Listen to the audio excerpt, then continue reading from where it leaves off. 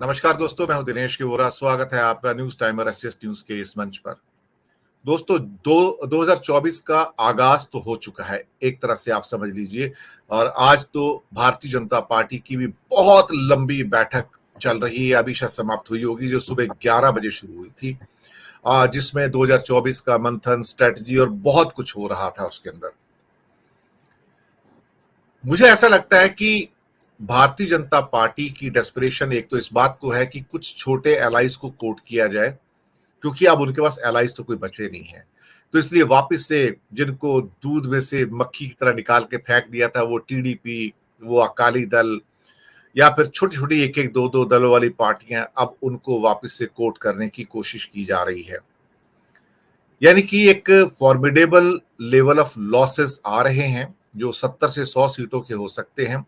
और दूसरी बात यह है कि भारतीय जनता पार्टी के पक्ष में 3 ऐसे राज्य हैं जहां पर उसकी परफॉर्मेंस अभी भी उम्मीद के मुताबिक बहुत अच्छी होगी, और वो है उत्तराखंड, गुजरात और उत्तर प्रदेश, जहां टोटल 111 सीटें हैं।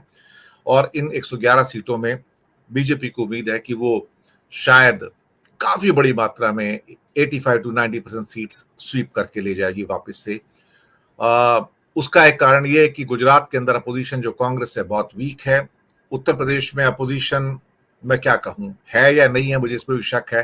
थोड़ी बहुत मायावती तो घर से बाहर ही नहीं निकलती हैं, और अखिलेश यादव शायद वो स्पार्क कभी भी नहीं पैदा कर पाए जो उनके पिताजी मुलायम सिंह यादव किया करते थे, या उनका जो होल्ड होता था, विश्वास होता था। So Akhilesh, in English language what we call, is a pale shadow of his father, and his hold over the masses is weakening by the day. और 28, 30, 32% वोट लेके आप किसी भी चुनाव में विजय प्राप्त नहीं कर सकते, जबकि बीजेपी ऑलरेडी इन स्टेट्स में 50% प्लस वोट बैंक के ऊपर खड़ी है। लेकिन बीजेपी का बड़ा चैलेंज जो आ रहा है, जो वास्तव में फॉर्मिडेबल चैलेंज है, जहां से इरोजन होगा कर्नाटक, महाराष्ट्र, बिहार, वेस्ट बंगाल और डेफिनेटली राजस्थान, मध्य प्रदेश, छत्तीसगढ़, झारखंड, इवन हिमाचल के अंदर भी एक दो सीटें ऐसी होंगी जो कांग्रेस निकाल कर ले जाएगी, 4 में से। प्लस पंजाब में जो उनके पास जो 2-3 सीटें थी अकाली के साथ सहयोग में, अब वो भी चली जाएंगी, क्योंकि अब वहां की जो फाइट होगी बेसिकली आम आदमी पार्टी और कांग्रेस के बीच में होगी पंजाब में, और वहां पे अकाली भी अब कहीं नजर नहीं आ रहा है। तो बहुत भारी मात्रा में लॉसेस सामने स्टेयर कर रहे हैं बीजेपी को, और शायद ये कारण है कि अब वो डेस्परेशन में कोशिश कर रही है कि वो पार्टियां जिनको कभी इन्होंने निकाल दिया था, या ये कहा जाए अपमानित किया था, अकाली दल को अपमानित किया, टीडीपी को कितना अपमानित किया था पिछली लोकसभा में। अगर आपको याद होगा कि उनके जितने भी लोकसभा सदस्य या राज्यसभा सदस्य वो हमेशा वेल में खड़े रहते थे पीले झंडे लेके, लेकिन उनकी बात कभी सुनी नहीं गई। और अब चूंकि टीडीपी की खुद की अपनी जमीन जीरो है, अकाली दल की खुद की अपनी जमीन जीरो है, लेकिन उनके साथ मिलकर एक अलायंस करना चाहते हैं।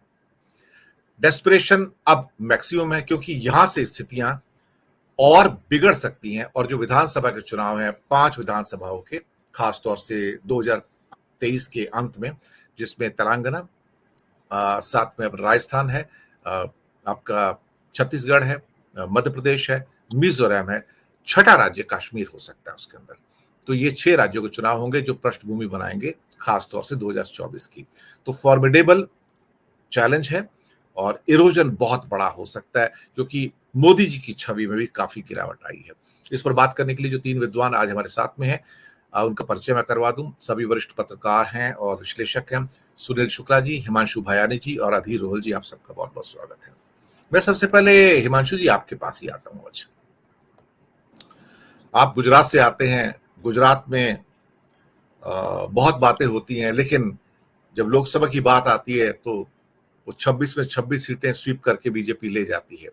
और आज भी गुजरात के अंदर कांग्रेस का जो वोट बैंक है काफी इरोड हो चुका है, लोकसभा में और इरोड हो जाता है। आप 2024 में बीजेपी के लिए चुनौतियां किन राज्यों में आप देख रहे हैं, और किन राज्यों में आप समझते हैं कि बिल्कुल भी चुनौती नहीं है, या है तो बहुत छोटी सी है? हिमांशु जी। देखिए, सबसे पहले नमस्कार आपके दर्शकों को, आपको और सभी जो पैनलिस्ट यहाँ पे मौजूद है, सभी को नमस्कार। मैं अगर ग्राउंड पे देखूं तो ग्राउंड पे अभी 2024 की तैयारियां शुरू हो चुकी है। अगर मैं यहाँ के लोकल अखबार पढ़ता हूँ, खास करके सौराष्ट्र कच्छ रीजन के, तो पूर्व मुख्यमंत्री जो है विजय रूपानी, वो हर एक अखबारों की ऑफिस में जाते हैं, सबसे मिलते हैं, वही फोटोज आती है और यही बात आती है 9 साल जो बीजेपी के सत्ता में जो नरेंद्र मोदी करे उसका क्या हुआ, और लोकसभा को लेकर किस तरीके से तैयारियां उन्होंने शुरू कर दी है।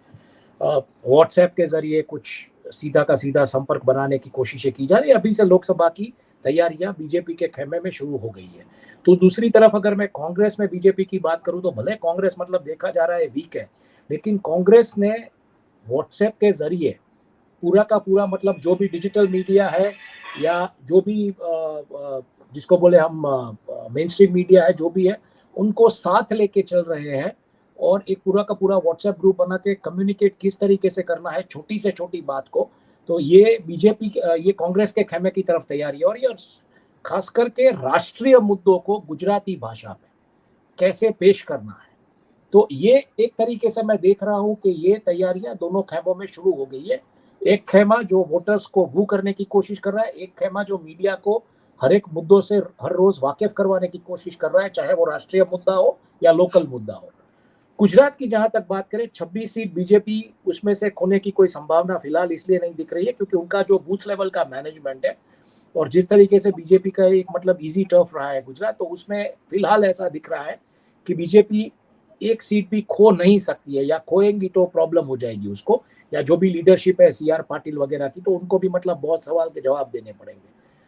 तो पहली बात ये गुजरात की। बाकी के जहां के प्रांत में देख रहा हूँ जहां से समस्याएं हो सकती है, तो जैसे मध्य प्रदेश से खबर कल आ रही थी कि मध्य प्रदेश में कुछ कांग्रेस के कुछ सिम्टम्स या सिग्नल्स स्ट्रॉन्ग होने के आसार दिखाई दे रहे हैं।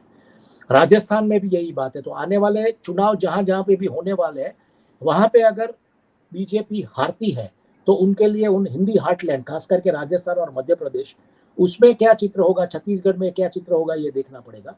तेलंगाना को लेकर जिस तरीके से राहुल गांधी के स्टेटमेंट्स आए हैं यूएसए के उनकी विजिट में, और कर्नाटका में जो परिणाम आए उसके बाद क्लियरली साउथ चैलेंज दिख रहा है। हालांकि एक दीनामल्लार के एक पत्रकार ने सेंगोल को लेकर जो प्रश्न किया था और बाद में किया था कि south India has close the doors, तो अमित शाह ने जवाब देना उचित नहीं समझा था। तो कहीं ना कहीं साउथ इंडिया को वू करने की कोशिश की जा रही है, लेकिन साउथ इंडिया से भी डेंट दिख रहा है, मेजोरिटी जो 5 स्टेट है वहां से। और तमिलनाडु शायद कुछ समीकरण आपके बन जाए तो ठीक है, बन जाए। बाकी तेलंगाना, केरला, कर्नाटका और आंध्र प्रदेश, यहाँ से तो मुझे कुछ आसार दिख नहीं रहे हैं कि कुछ जुड़ पाएगा। क्योंकि देखिए लेकिन हिमांशु जी, अन्ना डीएमके तो ऑलरेडी बीजेपी के साथ है, जगन रेड्डी बीजेपी के साथ है, उड़ीसा में नवीन पटनायक बीजेपी के साथ है, केसीआर का भरोसा नहीं कब पलटी मार के कहां चले जाएं। मैं एक बात कह रहा हूं आपसे, मैं तो ये बहुत बड़ा फॉर्मिडेबल है जहां पर वो कब पाला बदलने आपको पता नहीं सर। तो केसीआर हमेशा से बीजेपी के प्रति सॉफ्ट रहे हैं वो तो। हाँ, तो अभी अगर हम बात कर रहे हैं जून महीने में, तो अगर आप चुनाव की बात ले लीजिए, मार्च महीने में अगर चुनाव होने हैं, जो कि कहा जा रहा है, जैसे आपने भी एक बार कहा था कि चुनाव इस बार जल्दी होंगे, शायद प्रीपोन हो गए पुल्स। तो अगर ये होता है तो दिसंबर में कहा था जी, बिल्कुल। तो अगर मान लीजिए ये होता है तो 3 महीने अगर जल्दी चुनाव हो जाते तो तैयारियां करने के लिए कितना वक्त किसके पास रहेगा, ये सोचना पड़ेगा। तो ऐसे माहौल में मुझे साउथ पूरा एक दिख रहा है कि जहाँ पे तमिलनाडु टू एन एक्सटेंट, मैं इवन आंध्र और तेलंगाना भले इनके साथ है, लेकिन वहां से मुझे दिख नहीं रहा है। क्योंकि मैं जो बात करता हूँ, साउथ इंडिया में कुछ पत्रकार मित्र है हमारे, साउथ इंडिया के हमारे कुछ मित्र जो है वहां पे, तो उनका ये कहना है कि ये जो Dravidian mindset of Hindu ideology जो है उनका, वो इनकी जो Hindu ideology, opportunist Hindu ideology, उससे मेल कहीं नहीं खा रहा है। इसलिए कहीं ना कहीं बीजेपी का जो हिंदुत्व का जो आइडियोलॉजी है उसको लेके ये चल नहीं रहे। तभी हमने देखा है केरला स्टोरी वगैरह को लेके बहुत हंगामा हुआ। लेकिन हिमांशु भयानी जी, इस बार नरेंद्र मोदी ज्यादा करके चांस है तमिलनाडु से चुनाव लड़ने जा रहे हैं। मैं आपको बताऊं, या तो कन्याकुमारी से या कोयम्बटूर के आसपास कहीं पे सर। तैयारी पूरी है सर। ये बातें बिल्कुल आ रही है, लेकिन मैं यही कहना चाहता हूँ कि ये एक ऐसा दाव होगा कि अगर आप हार गए तो मतलब क्या होगा आप सोचिए। जीतने की पूरी स्वस्थता के साथ आप जा रहे हैं, लेकिन हार गए तो क्या होगा, ये भी आपको सोचना पड़ेगा। तो साउथ इंडिया मुझे फिलहाल कुछ तमिलनाडु के अलावा कुछ चीजें मुझे उसके फेवर में नहीं दिख रही है। नॉर्थ इंडिया में जैसे मैंने कहा, हमको वेट एंड वॉच करना पड़ेगा। हालांकि उत्तर प्रदेश तो बिल्कुल उनका एक जिसको बोले एक कॉन्फिडेंस स्टेट के तरीके से खड़ा हो रहा है और हो चुका है। लेकिन राजस्थान और मध्य प्रदेश में क्या समीकरण होते हैं ये देखना पड़ेगा। और पंजाब में तो बिल्कुल आपको पता है जिस तरीके का माहौल है, और जो अलायंसेस को लेके अभी बीजेपी अलायंसेस अभी को जालंधर में जो पोल हुआ है, अभी लोकसभा इलेक्शन हुए जालंधर में, वहां बीजेपी की जमानत जब्त हुई है, मैं आपको पहले बता दूं। तो मैं वही बता रहा हूं। तो पंजाब में भी आपके पास ग्राउंड्स नहीं है अभी। जम्मू कश्मीर को लेके जो हालात है, हिमाचल में भी आज आप नहीं है, ग्राउंड लेवल पे भी हिमाचल में आप नहीं है। तो इन सब चीजों को देखते हुए अगर ये कयास लगाया जाए तो बिल्कुल ये 2024 टफ बैटल है। लेकिन जब मैं बोलता हूं बीजेपी के लिए टफ बैटल है, तो सामने आपको देखना पड़ेगा कि इनकी जो कार्यकर्ताओं की संख्या है वो करीबन 18 से 20 करोड़। भारत के जो मतदाता मतलब एलिजिबल वोटर्स जो इस बार, पिछले बार 2019 में 90 करोड़ थे, इस बार 100 करोड़ के आसपास पहुंचेंगे। 67% टर्न अराउंड जो हुआ था पिछले साल, तो करीबन 61-62 करोड़ वोटर्स अपना वोट कास्ट करने के लिए आए थे। अगर यही 67% रहता है, ना बढ़े ना घटे, तो 67 करोड़ के आसपास अपना वोट कास्ट करने आएंगे।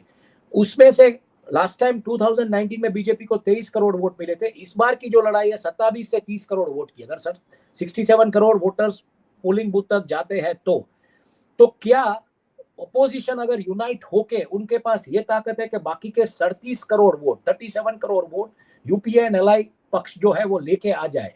अगर वो लेके आ जाते हैं, उसमें से उनके मतलब वहां पे भी 27 से 30 करोड़ वोट की टक्कर होगी। अगर वो ये लेके आ जाते हैं तो बिल्कुल कांटे की टक्कर होगी बीजेपी और कांग्रेस के बीच। वरना जैसे मैंने कहा, अभी से तैयारियां शुरू हो चुकी है। इलेक्शन कब अनाउंस होगा ये हमको पता नहीं है। शायद जैसे आपने कहा वैसे अर्ली इलेक्शंस भी अनाउंस हो जाए, तो ऐसे माहौल में बीजेपी जीतने की पूरी कोशिश करेगा। हाँ, उनको 404 प्रॉब्लम है अभी, 404 पहुंचना उनको भी दिख रहा है प्रॉब्लम है। लेकिन वो शायद एक बेंचमार्क मेजोरिटी पे आ जाए, साथी पक्षों को साथ लेकर। और साथी पक्षों का भी क्या हुआ है, उनके लिए भी ये निगोशिएटिंग मोमेंट है। तो कहीं ना कहीं मुझे ऐसा लग रहा है कि आने वाले दिनों में कैसे समीकरण बनते हैं। हालांकि सबसे बड़ा मुद्दा जो टच हुआ है बीजेपी को, देखिए ना अदानी हिंडनबर्ग ने उतना हिट किया है अदानी बीजेपी को, ना बाकी चीजों ने हिट किया है, पेट्रोल के दाम हो या डीजल के दाम हो या महंगाई। लेकिन ये जो महिला रेसलर्सों वाला मुद्दा है ना, ये बहुत हिट कर गया है, क्योंकि महिलाएं जो घर में है, ये भी डेड हो गया था, ये भी खत्म हो चुका है, कुछ नहीं निकलेगा सर इसमें से। नहीं कुछ निकलेगा ये बात नहीं है साहब। सेंटिमेंटली आप समझने की कोशिश कीजिए। महिलाएं कहीं ना कहीं आहत हुई है, जिस तरीके से हैंडल हुआ है, जिस तरीके से ऑप्टिक्स बिल्ट हुए हैं। तो कहीं लोगों के मन में, महिलाओं के मन में खास करके ये बात आ गई है। महिलाओं को देखिए अदानी हिंडनबर्ग से कोई लेना देना नहीं है, लेकिन ये एक बहुत सेंसिटिव मुद्दा है। इसमें जिस तरीके से उसको डील करना चाहिए वो नहीं हुआ है। तो इसकी वजह से एक कॉन्फिडेंस लेवल कहीं ना कहीं टूटता हुआ मुझे दिखाई दे रहा है। मैं जब बातें करता हूं, लोगों से मिलता हूं बाहर, तो कहीं ना कहीं ये मुद्दा, महिला पहलवानों का जो मुद्दा है, ये मुद्दा बहुत ही छाया हुआ है और गंभीर तरीके से छाया हुआ है। और जो विजुअल्स जिस तरीके से ऑप्टिक्स जो बिल्ट हुए हैं, जिसमें हमने देखा कि मीनाक्षी लेखी भाग रही थी, जवाब नहीं दे रही थी। महिला पत्रकार ने पूछा कि आप महिला सांसद, आप किस तरीके से इसको देखती है। उन्होंने कहा कानूनी प्रक्रिया चालू है, मैं कुछ बोलूंगी नहीं, और वो भागना शुरू कर दिया उन्होंने। तो ये चीजें दिखाई देती है कहीं ना कहीं कि बीजेपी जब मुद्दे आते हैं उनके ऊपर बात नहीं करती है, जवाब नहीं देती है। और दूसरी तरफ राहुल गांधी ने भले यूएसए में से, लेकिन यूएसए में से वो बेसिक मुद्दों को एड्रेस करना जिस तरीके से उन्होंने शुरू किया है, सोशल मीडिया पे जिस तरीके से उसको मतलब फॉलो किया जा रहा है, वो एक इन्फ्लुएंसर के तौर पे जिस तरीके से खड़े हो रहे हैं, तो बिल्कुल एक रेजिस्टिव फोर्स कहीं ना कहीं बीजेपी के सामने 2024 में मैं देख रहा हूं। जी आता हूं